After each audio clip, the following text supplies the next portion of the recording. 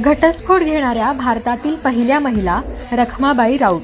11 वर्षांच्या असतानाच त्यांचे लग्न झाले होते त्यांच्या सावत्र वडिलांच्या एका दूरच्या नातेवाईकासोबत, पण त्या कधीच त्यांच्यासोबत राहायला गेल्या नाहीत. 1884 मध्ये त्यांच्या पतीने त्यांच्यासोबत राहण्याचा हट्ट धरला, पण त्यांनी नकार दिला आणि त्यांनी रखमाबाईंवर मुंबई उच्च न्यायालयात खटला दाखल केला. न्यायालयाने त्यांना 2 पर्याय दिले, पतीसोबत राहा किंवा 6 महिने तुरुंगात घालवा. त्यांनी तुरुंग निवडला. त्यांच्या या कृतीमुळे जगभरात चर्चेला तोंड फुटले आणि बालविवाह व महिलांच्या हक्कांविषयी आंतरराष्ट्रीय स्तरावर वादविवाद सुरू झाला. हा खटला अनेक वर्षे चालला. अखेर खुद्द राणी व्हिक्टोरियाने यात हस्तक्षेप केला आणि रखमाबाईंना स्वातंत्र्य दिले. यानंतर त्यांनी इंग्लंडला जाऊन आपले जीवन नव्याने सुरू केले.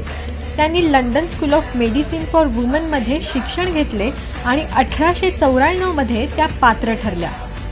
त्या वैद्यकीय पदवी मिळवणाऱ्या दुसऱ्या भारतीय महिला ठरल्या आणि इंग्लंडमध्ये प्रशिक्षण घेणाऱ्या पहिल्या महिला होत्या ज्यांनी वैद्यकीय व्यवसाय केला.